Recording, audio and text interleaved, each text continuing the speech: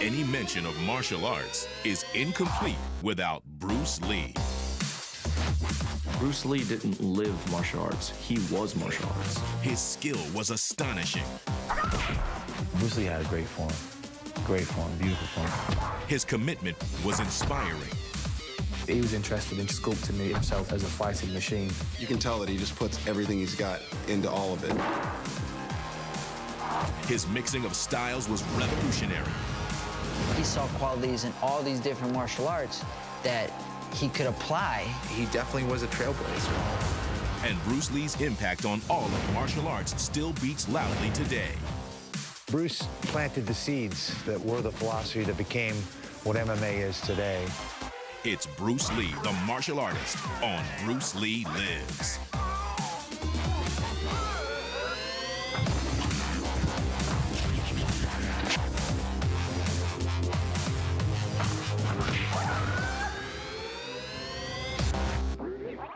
Kane, what does Bruce Lee mean to you? In my mind, I think the best martial artist of our time. The first thing that comes to mind is the pursuit of perfection. He was so rare. There weren't a lot of people that did what he did. Charismatic, star, action, kicking butt. There's only one Bruce Lee in my eyes. You have the Jackie Chans and the Jet Lis and stuff, and they're all cool, and they have their own art, but no one really was Bruce Lee. Bruce Lee passed away nearly 40 years ago, never having a chance to see just how big his superstardom would become. Dying at such a young age like that, you wonder how much did he get to really enjoy his work. But now, Bruce Lee lives in the series that celebrates the life and legacy of the greatest martial artist of all time. On this episode, we honor Bruce Lee, the martial artist. Throughout his life, Bruce Lee wore many hats. Actor, director, husband, and father. But no role would come to define Bruce Lee more than that of martial artist. The most famous martial artist is Bruce Lee, period. Bruce Lee defines what a martial artist was. I know some people who don't know Bruce sometimes think, oh, he's just an actor, dude. And I'm always like, no. Bruce Lee is a martial artist who took his martial arts to the big screen. People mention Muhammad Ali or they mention Michael Jordan. When we talk about martial arts, I guarantee there's not going to be one kid that won't know the name Bruce Lee. The fame Bruce Lee gained for being a martial artist was due to many factors, but one, undeniably, was his pure superhuman-like skills.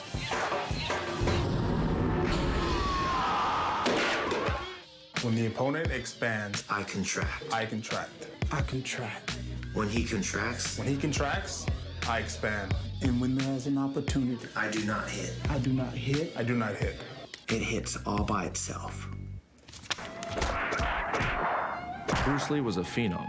He's on the highest level of elite martial artist to ever exist. And just as a pure martial artist, he was extraordinary. Throughout his movies and other appearances, Bruce Lee always demonstrated awe-inspiring technique. Bruce Lee had a great form, beautiful form, the way he moved. He has legit skills. You can tell in his footwork. The way he was bouncing on his toes and the fakes and feints, everything was just precise. When you watched him on film, the way he fought, it was like a dance. I love kicks. I love the beauty of the kick.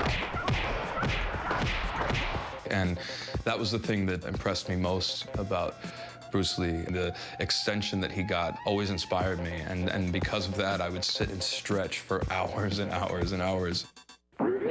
Although Bruce clearly had the moves, he also brought something else to the table: genuine, supreme athleticism.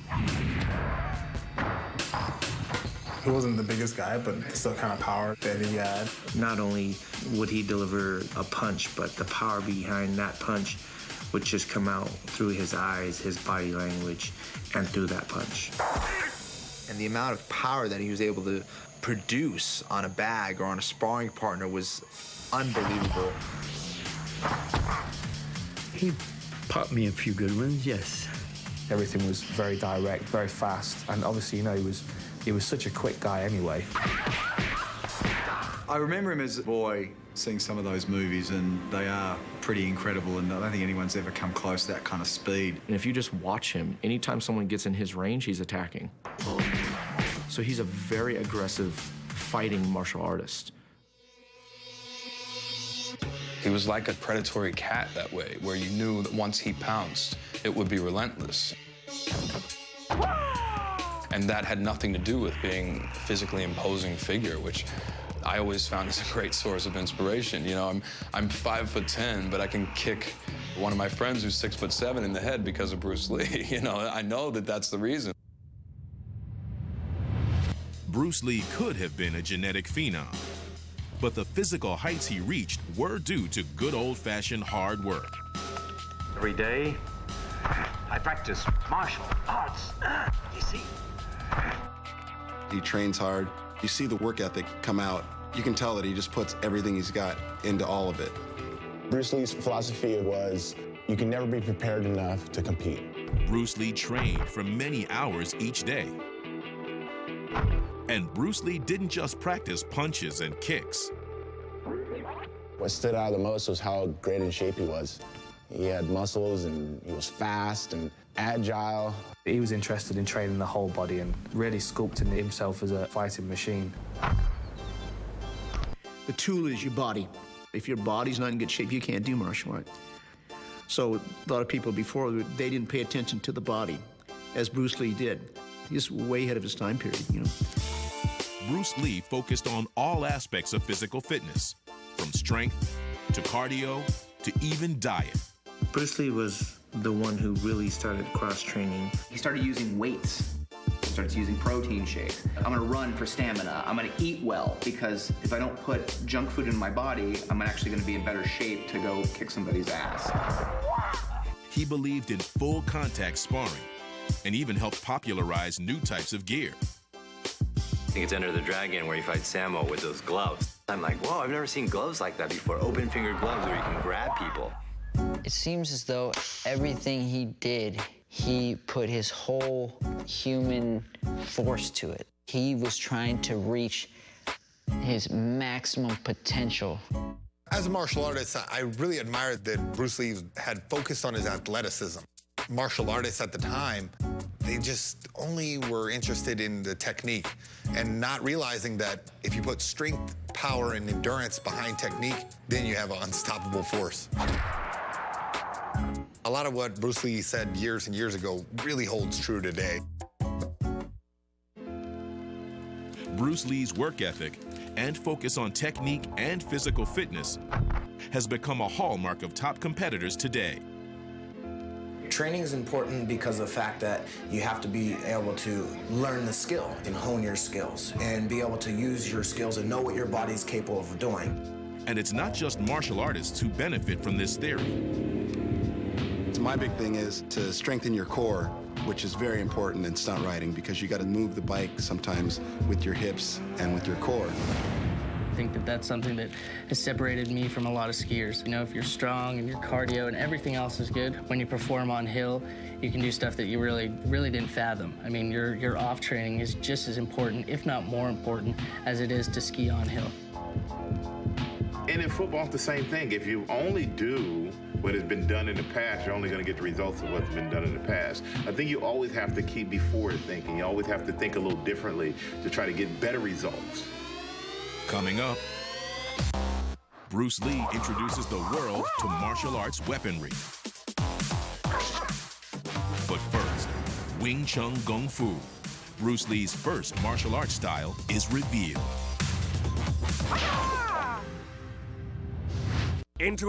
It's Bruce Lee, the martial artist.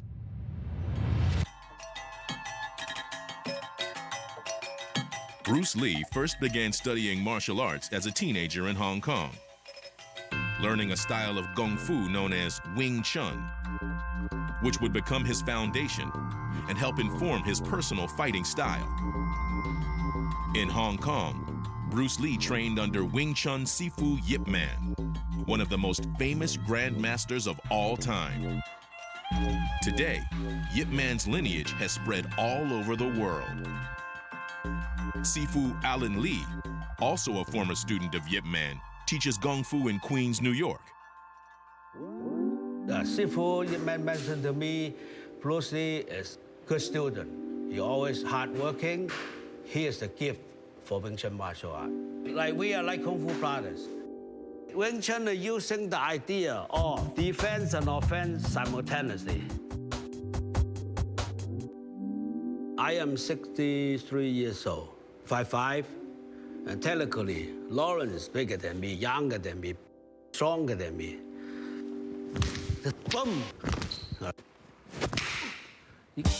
How can I find out a better way to conquer the adversary? That's how this idea starts. When Bruce Lee moved to the United States, Chinese martial arts were relatively unknown outside of Chinese communities. Bruce Lee would become their ambassador. What's the difference between a Kung Fu punch and a karate punch? Well, the karate punch is like an iron bar, whack. A Kung Fu punch is like an iron chain with an iron ball attached to the end, and it go whang, and it hurt inside. One motion, and he's gone. Upon sparring with a Muay Thai fighter, Lee gained interest in other forms of martial arts. He had a list, and I thought it was so unique. He listed the advantage, the strength and weakness of the Korean system. He had one on the Japanese karate, and then he had Thai boxing, the strength and weaknesses of that. He saw qualities in all these different martial arts that he could apply. And it wasn't just martial arts. Bruce Lee saw value in all fighting styles, from fencing to boxing. The Chuck Norris, Bruce Lee fight scene. He starts bouncing around like Muhammad Ali a little bit. He even pulled from wrestling. It was one of the things that first attracted me to him, and I've predominantly been a wrestler my whole life, so I appreciated that. Lee's blending of styles was revolutionary for its time. With his martial arts, all the different styles, using from wrestling, boxing, fencing, doing the cha-cha-cha, all the rest of it, he just used everything that worked in any way to make the best working module for martial arts. You would never have a Japanese practitioner practice the Korean system or vice versa. You would never have a grappler trained in striking arts. Bruce Lee is one of those martial artists that was far ahead of his time.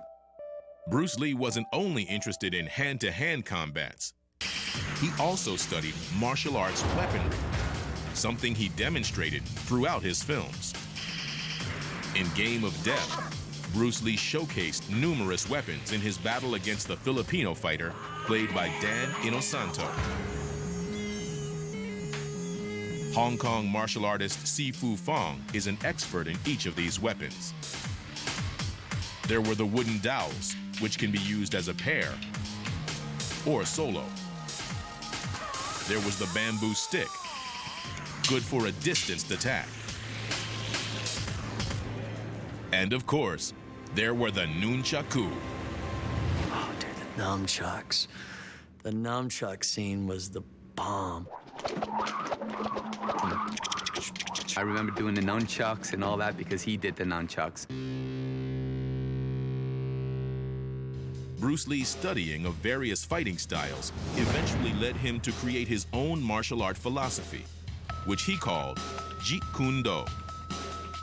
The art of the intercepting fist. Jeet Kune Do is a way of the intercepting fist. In Cantonese, Jeet Kune Do, the way of the intercepting fist. Come on, touch me. Any way you can. To reach me, you must move to me. Your attack offers me an opportunity to intercept you. In your standard style, you block. Bruce said, no blocks. I said, well, how do you stop the guy from hitting you? He said, by hitting him. Bruce Lee taught Jeet Kune Do to a select few, including Dan Inosanto. Bruce Lee was my instructor, but he was also my closest friend at that time period. Over the years, Inosanto has passed on his knowledge to many others, such as Jeet Kune Do instructor Dan Anderson. Jeet Kune Do is the concepts and principles of the late Bruce Lee. It encompasses every area in a fight: punching, kicking, trapping, grappling, and weaponry. It kind of gives you a little bit of everything as opposed to just doing one thing.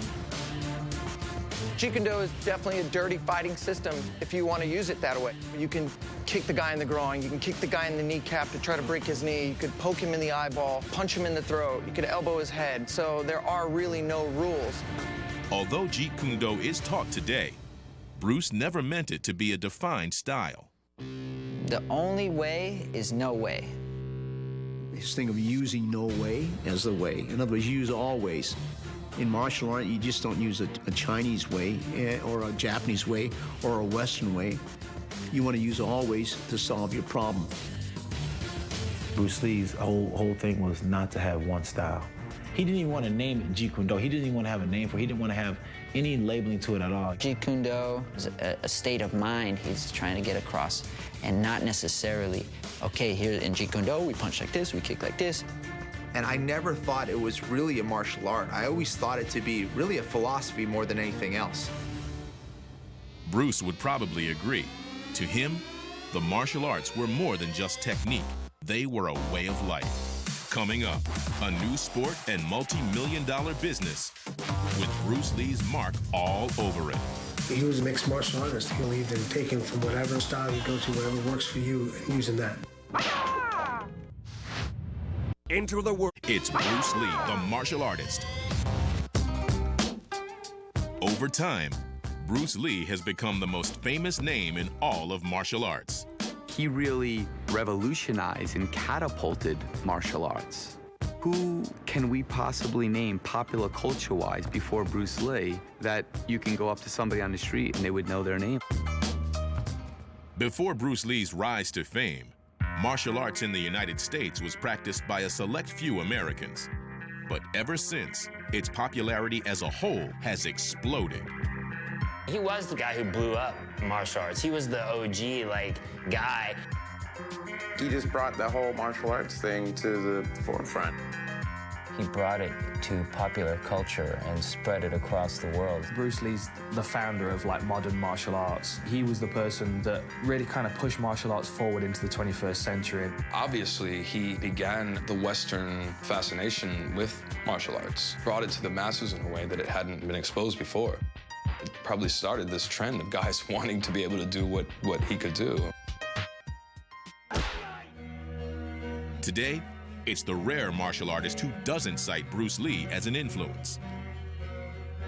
I started Taekwondo at 8 years old and immediately sought out every single Bruce Lee film I could. The reason I got into martial arts was pretty much because of Bruce Lee films, nothing more in-depth than that. From watching Bruce Lee, I became obsessed as well with martial arts. I just wanted to do that, what he was doing. When I was 12 years old, I went to France with my family, and I sneaked into a movie theater because Enter the Dragon from Bruce Lee was playing.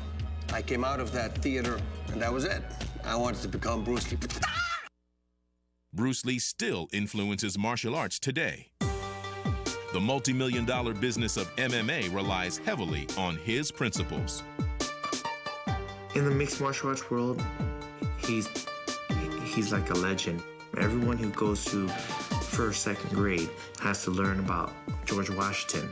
Everyone who goes through, whether it's boxing, whether it's wrestling, is gonna know about Bruce Lee. I think I'm safe to say that every mixed martial art is probably 1 or 2 or 3 degrees away from Bruce Lee. Period. Bruce Lee's commitment to training is used by the most successful fighters. Now, the age of mixed martial arts, everyone's cross-training. Bruce Lee did all that back then, and people are really starting to do that now. And Bruce Lee's mastering of many martial arts styles now takes place daily in cages around the country. It's a shame he died so early because he was really setting up what we're doing today in the cage. He was a mixed martial artist. He was a guy that believed in taking from whatever style you go to, whatever works for you, and using that. Bruce Lee was able to, at a very early stage, be open to the idea of taking techniques from different styles and putting them together, and it's exactly what mixed martial arts is. Using different forms in mixed martial arts or MMA is crucial these days. Putting everything together to be the professional mixed martial artist. For mixed martial arts is exactly what we're doing now, where we're cutting off all the dead weight, all the stuff that doesn't work, and just sticking with the basic stuff, and he really was kind of revolutionary in that way. Bruce planted the seeds that were the philosophy that became what MMA is today. Unfortunately, he was long gone before it ever really became a reality in an actual competition. He definitely was a trailblazer. I mean, it's clear. There is one difference, however, between the sport of mixed martial arts and Bruce Lee's fighting style: rules. There's a lot of different things between the sport aspect of it, which is very close to the reality, but you still can't really go to the eye. And you can't go to the C1 and C2, 3 strike behind the neck. People will be paralyzed, see? Right? You still can't go to the groin, but it's close to the reality. It's pretty good sport. Be it in a cage or on the street, knowing how to fight was only part of what it meant to be a martial artist to Lee. Bruce Lee didn't live martial arts. He was martial arts. So when he woke up in the morning, martial arts was on his mind through the day and even when he went to bed and slept. Because martial arts is a lifestyle. It's a way of living. Come on, remember Miyagi? Karate here. It's in your heart. It's not something you just put on when you're at the gym and then you go home and do whatever it is that you do then.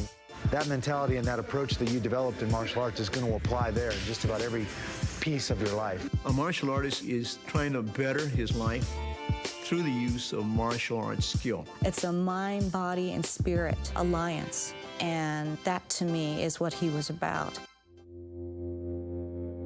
In the end, Bruce Lee's ultimate goal was to evolve all aspects of martial arts, and for that, he will forever be its greatest icon. What makes me learn martial art is totally because of Bruce Lee, because he's my biggest idol. And then I hope one day I'll be like Bruce Lee. That was the unique gift that Bruce Lee had. He really made you want to be him. He made you want to practice martial arts. He made you want to be better, I guess, than you were. He lives in the art, and he lives in the idea, and he is the man. Today, through every punch, kick, throw, and submission, whether in the gym, in a cage, or in self-defense, Bruce Lee lives.